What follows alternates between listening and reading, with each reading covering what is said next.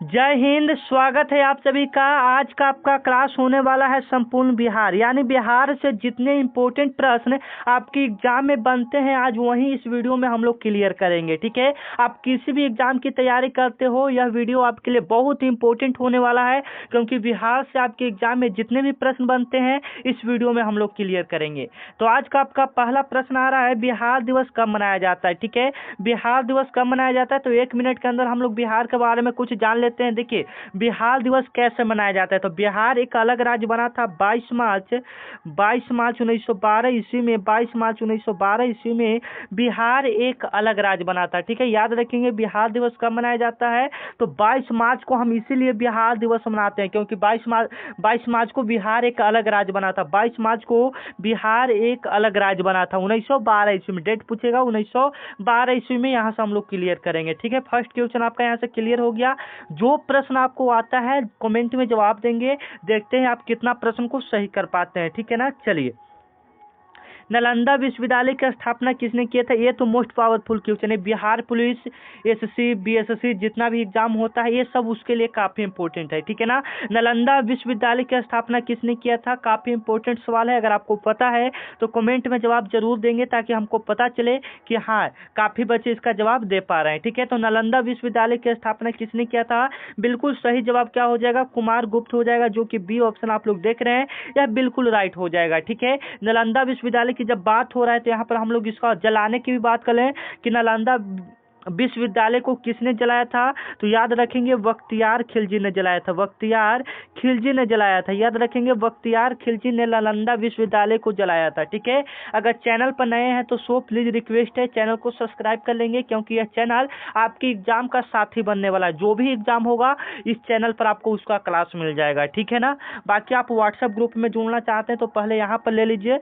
जो भी क्लास होगा, जो भी वैकेंसी आएगा वगैरह वगैरह, जो भी प्रश्न डाला जाता है सब ग्रुप में डाल दिया जाता है। तो ठीक है, 9334517119 यह मेरा व्हाट्सअप नंबर है। इस पर आपको बोलना है, मैसेज करके व्हाट्सअप मैसेज करना है सर ग्रुप में जोड़ दीजिए। तो इधर से लिंक जाएगा, ग्रुप लिंक पर क्लिक कीजिएगा, ग्रुप में ऐड हो जाइएगा। ठीक है, बाकी लिंक में भी डिस्क्रिप्शन में भी लिंक दिया है, आप वहां से भी ऐड हो सकते हैं। ठीक है, बात क्लियर यहाँ से हो गया।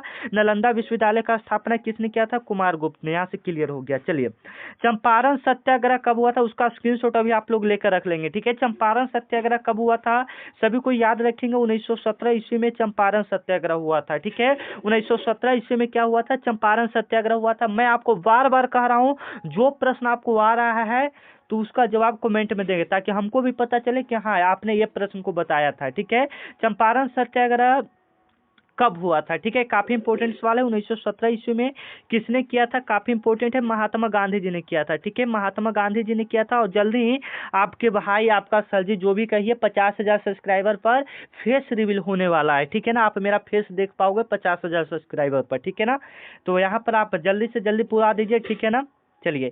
चंपारण सत्याग्रह 1917 ईस्वी में महात्मा गांधी जी ने किया था। ठीक है, 4 नंबर आपका प्रश्न है कि बुद्ध ने अपना पहला उपदेश कहाँ दिया था। काफी इंपॉर्टेंट सवाल है, प्रश्न आ रहा है तो कमेंट में जवाब जरूर देंगे कि बुद्ध ने अपना पहला उपदेश कहाँ दिया था। तो सारनाथ में दिया था। जो बी ऑप्शन आप लोग देख रहे हैं ये वाला ऑप्शन होना चाहिए, बिल्कुल राइट होना चाहिए। ठीक है ना, काफी अच्छे आप लोग जवाब दे रहे हैं, ऐसे ही जवाब देते जाइए। ठीक है ना, और एक शायरी है ना कि माँ तेरे पसीने के हर एक बूंद को मोती सा चमकाऊंगा, कि माँ तेरे पसीने के हर एक बूंद को मोती सा चमकाऊंगा, तू सपने बड़े देखना मैं उसे पूरा करके दिखाऊंगा। ठीक है ना, तो अच्छे से पढ़ाई कीजिए, वीडियो को पूरा देखिए। आपको भी आज एक वादा करना होगा कि हम जब भी पढ़ाई करेंगे दिल से पढ़ाई करेंगे। ठीक है ना, तो वीडियो को ये पूरा देखिए, ताकि आपको पता चले कि बिहार से हमारा क्या क्या प्रश्न बनता है। ठीक है ना, तो देखिए ये तो आपका इंपॉर्टेंट प्रश्न ये तो बनता है बीपीएससी या बीएसएससी का जो एग्जाम होता है उसमें यह प्रश्न देखने को मिल सकता है। ठीक है ना, चलिए। महात्मा गांधी जी पहली बार बिहार कब आए थे, काफी इंपॉर्टेंट सवाल है कि महात्मा गांधी जी पहली बार बिहार कब आए थे। तो 1917 ईस्वी में आए थे, याद रखेंगे 1917 ईस्वी में आए थे। जो चंपारण सत्याग्रह हुए थे ना, वहीं में पहली बार महात्मा गांधी जी हमारे बिहार आए थे, जो कि राजकुमार शुक्ला नाम का एक व्यक्ति ने महात्मा गांधी जी को बिहार में बुलाया था। ठीक है, बात यहाँ से क्लियर हम लोग कर लेंगे। चलिए, इसी के साथ हम लोग का 6 नंबर प्रश्न कहाँ गया, 1 मिनट। हाँ, बिहार का पहला मुख्यमंत्री कौन था? काफी इंपॉर्टेंट सवाल है, बिहार का पहला मुख्यमंत्री कौन था? ठीक है, काफी इंपॉर्टेंट सवाल है। तो बिहार का पहला मुख्यमंत्री कौन हो जाएंगे? सभी को पता है, कमेंट में जवाब देंगे। डॉक्टर श्री कृष्ण सिंह थे। डॉक्टर श्री कृष्ण सिंह बिहार के पहले मुख्यमंत्री के रूप में जाने जाते हैं, जिनको बिहार केसरी के नाम से भी हम लोग जानते हैं, जिनको हम लोग बिहार केसरी के नाम से भी जानते हैं। तो प्लीज रिक्वेस्ट है, चैनल को अभी सब्सक्राइब कर लेंगे, क्योंकि आपके लिए बहुत ही हम मेहनत करते हैं, ठीक है ना। दिन रात आपके लिए अच्छे अच्छे करंट अफेयर्स आगे आने वाला, इस वीडियो के बाद आने वाला है आपका पूरा इस साल का करंट अफेयर्स, ठीक है ना। तो चैनल को सब्सक्राइब कर लेंगे, ठीक है। तो बिहार का पहला मुख्यमंत्री श्री कृष्ण सिंह। नालंदा विश्वविद्यालय को किसने जलाया था? जो कि अभी आपको हम ऊपर ही क्लियर करवा दिए, नालंदा विश्वविद्यालय को किसने जलाया था, ठीक है। तो पता है तो जवाब दीजिएगा, बख्तियार खिलजी इसका राइट आंसर हो जाएगा। बी ऑप्शन इसका क्या हो जाएगा?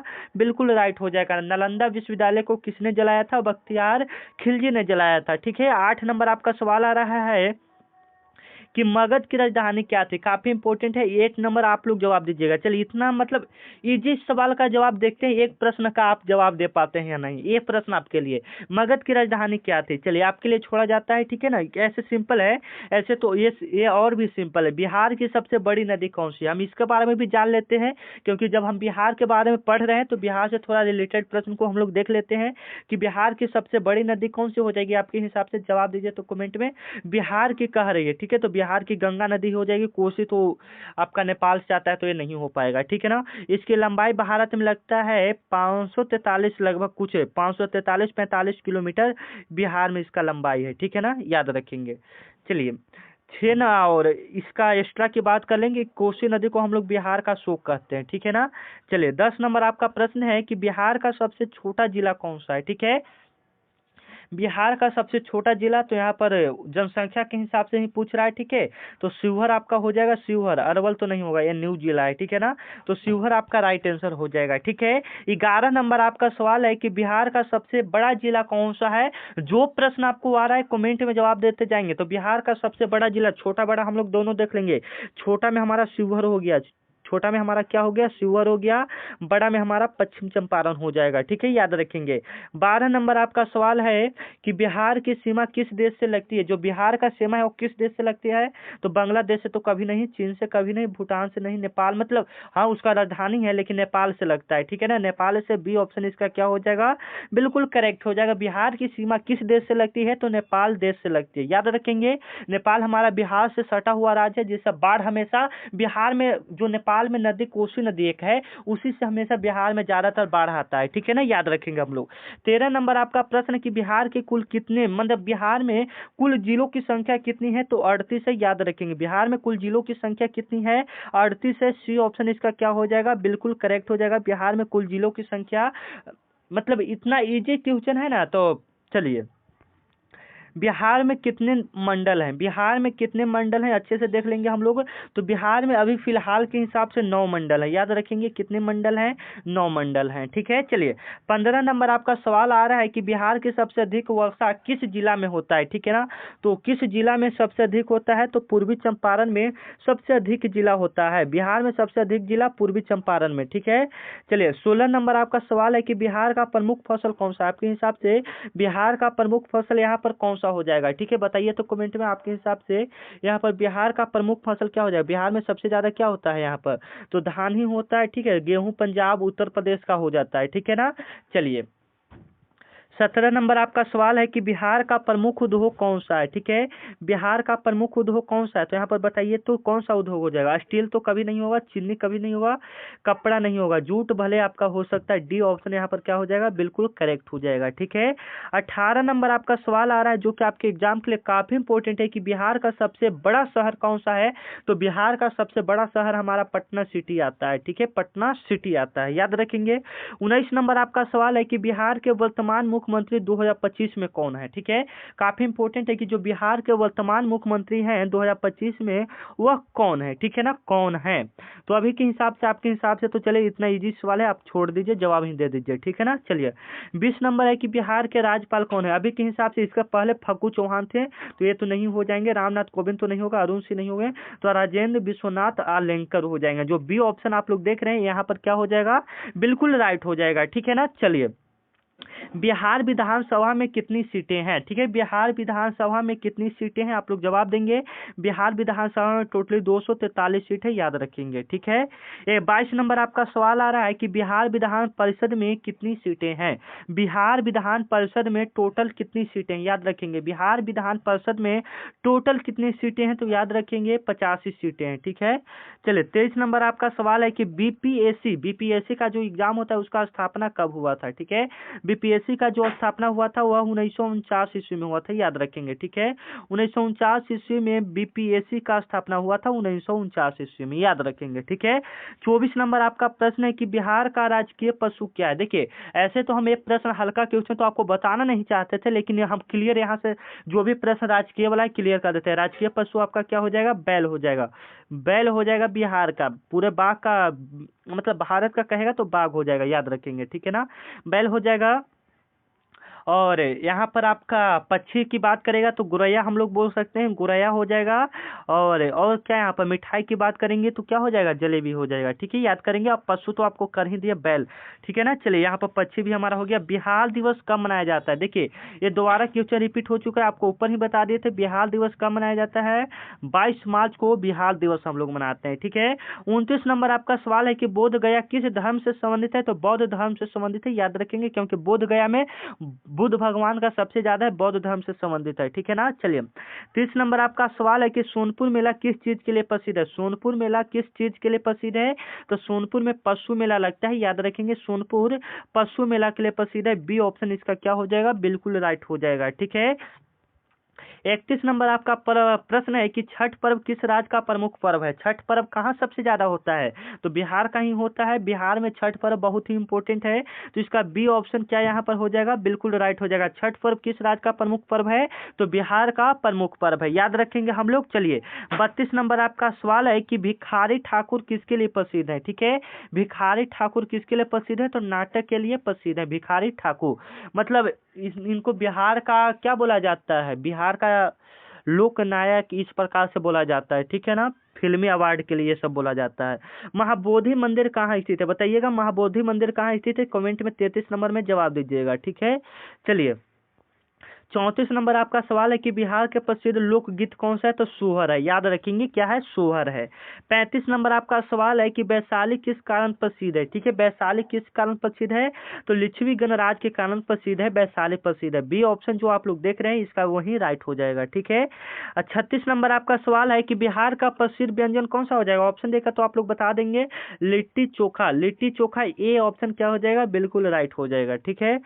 37 नंबर आपका प्रश्न है कि बिहार का सबसे बड़ा हवाई अड्डा कौन सा है। बिहार का सबसे बड़ा हवाई अड्डा कौन सा हो जाएगा, बताइए तो देखिए पटना ऐसा आप लोग जानते हैं, लेकिन पटना यहाँ पर नहीं होगा, ठीक है ना।